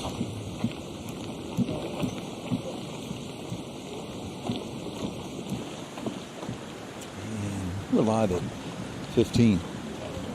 You know, you're thinking about it. Where if you're watching somewhere in the Midwest, the eastern part of the United States, in the northeast, you're thinking about it, aren't you? We aren't rubbing it in. Trust us, we aren't trying to rub it in. But, all right, Ordonez and Dottie's there. Little swinger to the right, downhill. Just enough speed on these greens that you have to be aware when you're downhill, downwind. Running at about 10.5 on the instant meter.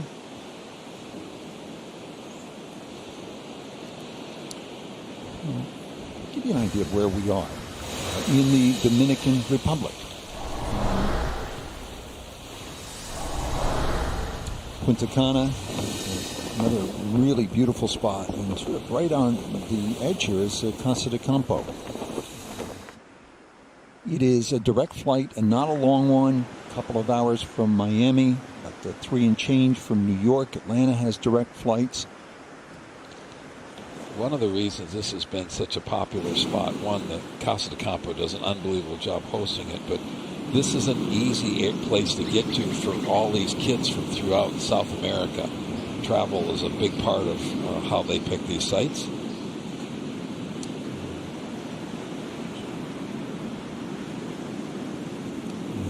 Many thanks to Andres Pichardo, president of Casa de Campo, and the incomparable staff here, so warm-hearted. They've opened their doors and their arms, brought us into their home, their casa.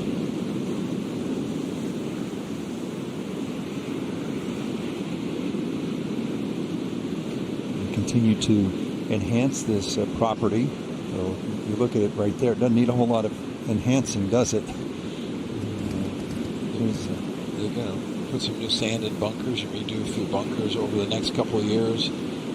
Regrass the entire golf course, which is just basically updating.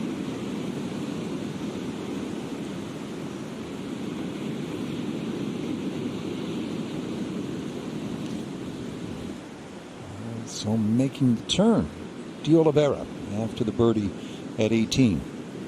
Just going with an iron off the tee here for position. Nice little short par 4 to start this second 9 for these guys. If you really want to get carried away, you hit driver and try to put it all the way down the very left corner of the fairway, but it brings some trouble into play. Most of the players will go with long iron or a utility club or maybe a fairway metal. And Andy, it's really important to get off to a good start on this side, because once you get to number 7, 8, 9 are playing brutally difficult. Yeah, those are the holes along the water, up into the wind. Here's the first. Really a nice starting hole. A lot of room out there to the right. The further right you are, the longer second shot you're going to have, but it's the safest route. If you get it out in that 100 to 125 yard range, that's great. Beautiful little hole. Good green. It sits awkwardly coming in. It's a little bit, hole today is all the way in the back right-hand corner. You can be aggressive here, but you got to be careful. It's a little bit easier to get it up and in from around the back portion of that green, but it doesn't run off quite as much as some of the greens we've seen. But it's a very nice starting hole. The second hole's a par 5, so you want to get off to a good start here. Bury me in a pot bunker. You knew Pete, right? Yes, we both did. Yeah, he did everything he could do to create some amazing facilities, difficult golf courses. He loved to really challenge the player, not only physically but mentally. And so many of the golf courses, his have a uniqueness to him that you don't see often. He's the only person that used a lot of railroad ties early on. We used to make fun of him. Pete, you're the only guy who's ever built a golf course that can burn down. he did stuff nobody else even thought of, right? Yeah, but he took exactly. chances. He was a creative genius, and with respect, it's what you're seeing here. Really, wherever he designed, Pete always felt like you had to challenge the hazard to open up the next shot. Yeah. I think there's a lot of different ways a designer can create interest for a player, but usually if you've done a great job designing, if you play the safest shot on one shot, it usually sets up the more difficult shot on the next one. If you play the more difficult one first, maybe it sets up the easier opportunity. And Pete was a master of doing that. This golf course a long ways from Urbana Golf Club, which Pete's dad built in Ohio in 1822. What a sport.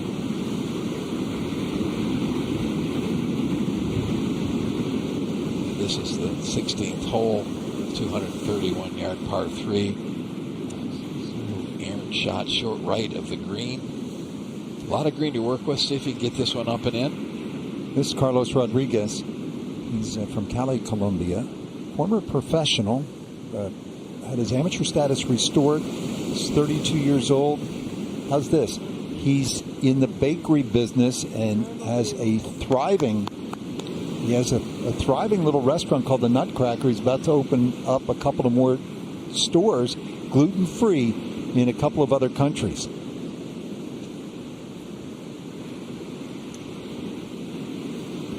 It is college golf at West Florida in Pensacola. And still enjoying the sport as we are enjoying this day here in the Dominican Republic.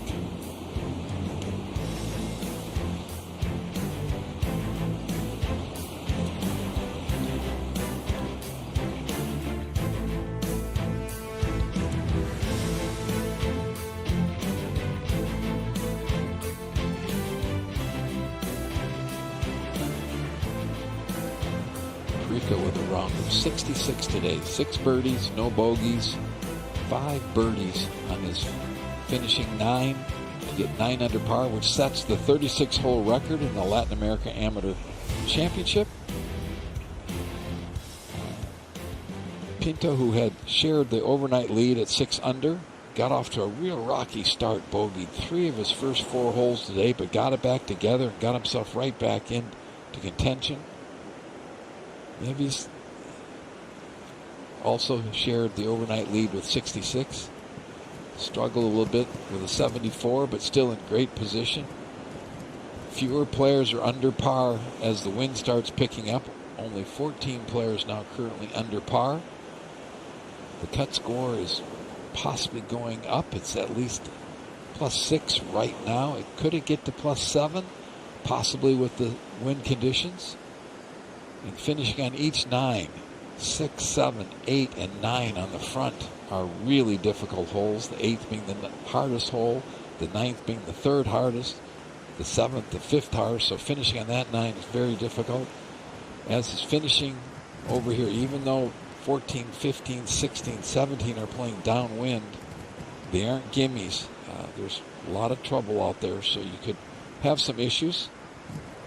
There's a last group waiting on the 16th tee. They moved the tee back 41 yards today from where it was yesterday. But with the downwind, they're still able to hit middle irons into this green at 231 yards.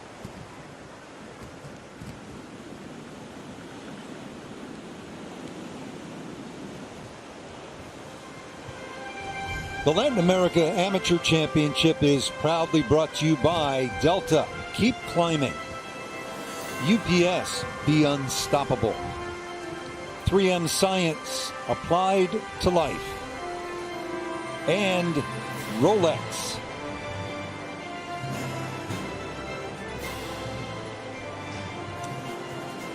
And they're trying to go from this bit of paradise here in the Caribbean, the Dominican Republic, to Augusta National and St. Andrews later this year. De Oliveira is going to have a crack at it. 5 under. Here he is the first.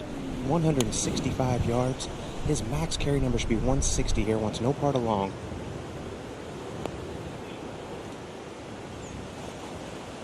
I mean, that's what you expect. Yeah, that was a little conservative there. You're protecting a little bit. As Coach Hernan Reyes says, he does play the percentages. Smart player. So I mentioned Augusta National.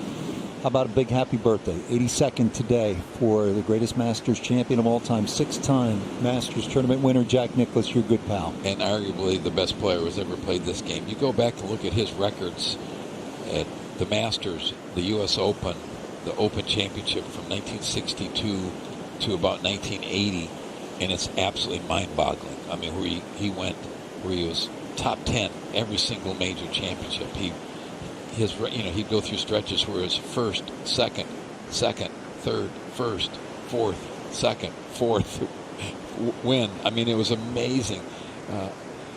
What Tiger Woods has done and what Jack Nicklaus done, it really set the standard for golf. You know, between 61 and 73, Jack and Barbara also had 5 kids. And, Exactly. People obviously remember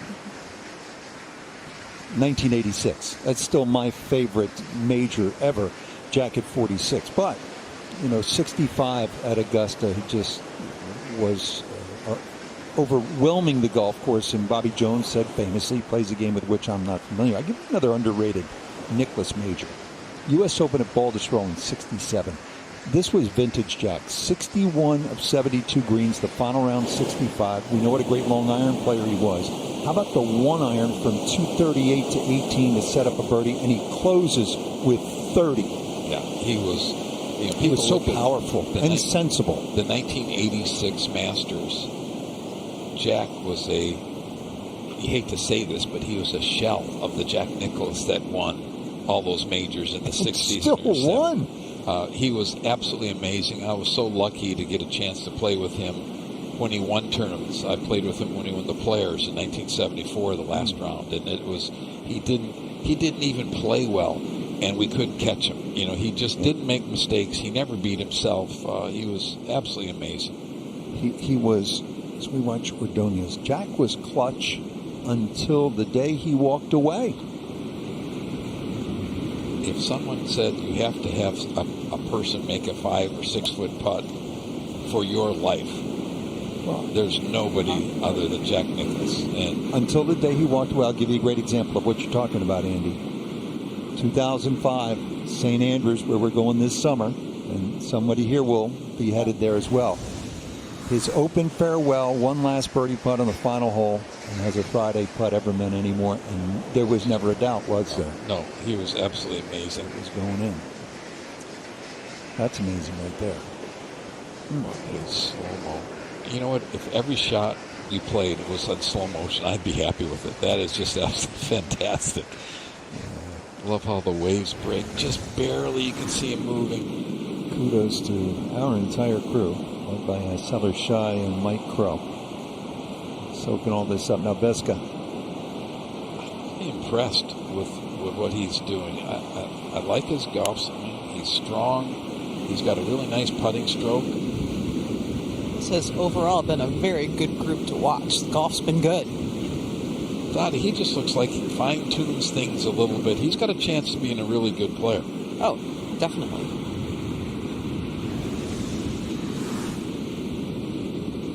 Thank you for giving us this shot again.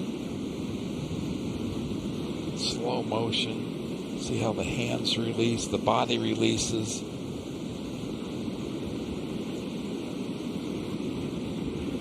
Shaft bends. You know, there's all those things that you don't see normally. Great stuff. Man and nature. That's this sport.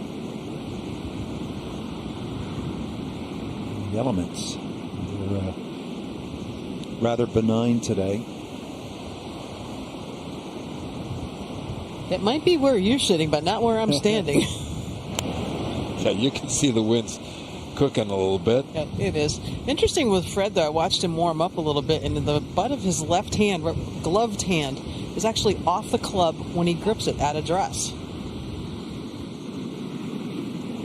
That usually leads the club being a little bit looser at the top, but his looks like it's quite firm. Second shot, 18, Esteve. This is the second shot at 18. Should be able to reach this green in 2.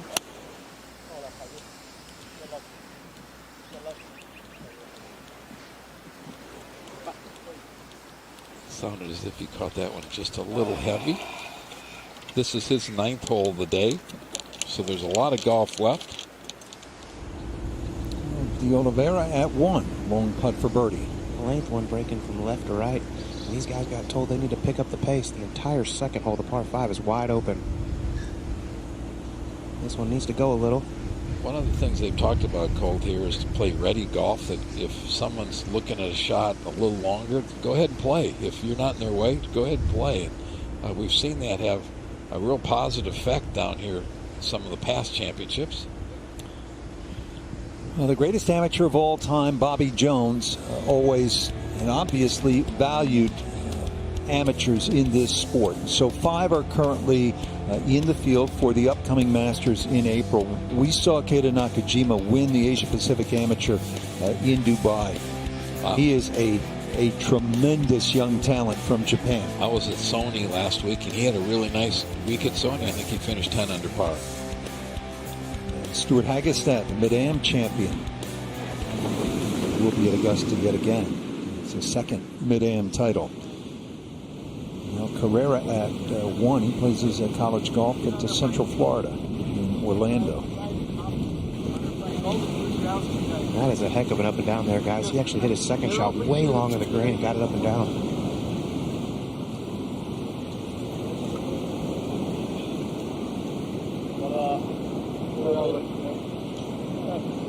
De Oliveira now just cleaning this one up.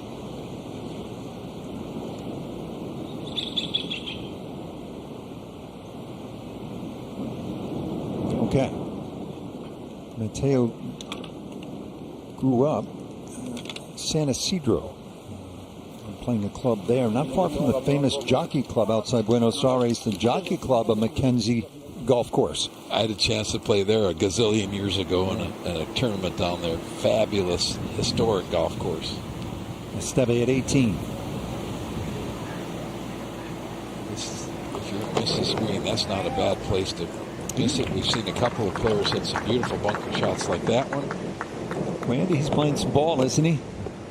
Looks very confident, looks total control of his golf game. And as you were saying earlier, it'd be nice to see one of these guys with a little bit of gray up there to compete and challenge these young kids coming down the stretch on Sunday.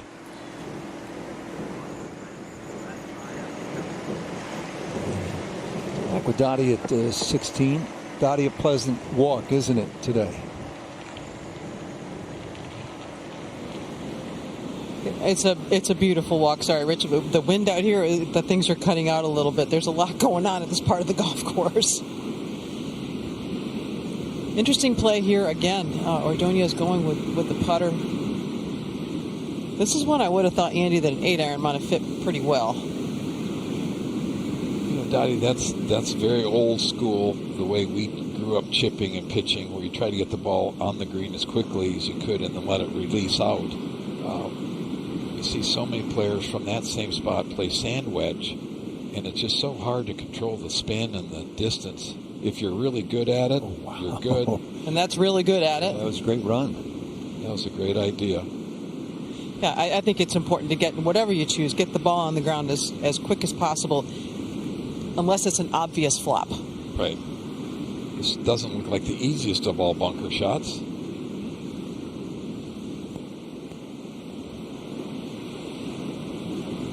Did he get down into the flat part of the bunker?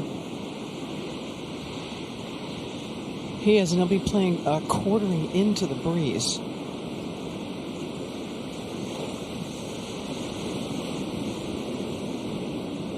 He needs to fly it most of the way there. There's a tiny bit of a shoulder just short.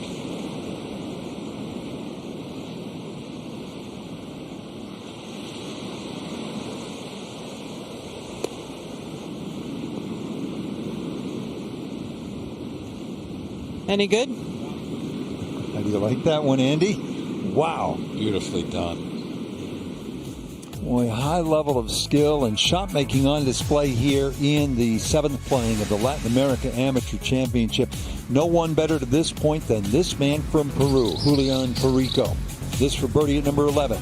And this is where he really got it going. He's 1 under up to this point. That got him 2 under for the round and 5 under for the championship. Then birdie 12, 13, 14, and here an eagle at 18. Didn't run down the hill as much, but what a simple 31 on the back. Bogey free, 66, Andy, after an opening 69. And man, from Arkansas, the University of Arkansas in Peru is in with a championship record, Andy, at the 36-hole point of 9 under par. He's looking great going to the weekend. Well, he's playing some beautiful golf. It looks like he's in complete control of not only his game but his emotions. He's really worked hard on attitude and mental work, and it's paying off. And boy, I really do like the way he's playing. But there are lots of capable guys, and he knows these players. Certainly, Pinto's a teammate of his at the University of Arkansas. But Gallegos is the defending champion. Well, we've got really a good field. It's going to be a fantastic weekend. And to go to the Masters and the Open Championship, you're going to have to play some serious golf this weekend. Julian told me a couple of days ago, he's been asked this question. You heard him say this to John Sutcliffe. You thought about it. What would it mean to go to Augusta? He said, look, it's impossible not to think about it. It is. You're trying to get it out of your head, but just enormous prize here. So much at stake with the invitation to the Masters and the Open at St. Andrews, the 150th, final qualifying for the U.S. Open, Country Club of Brookline. Really enjoyed this day, and we'll be back again tomorrow. For Andy North and our entire crew, I'm Rich Lerner saying so long for now from Casa de Campo in the beautiful Dominican Republic and the Latin America Amateur Championship.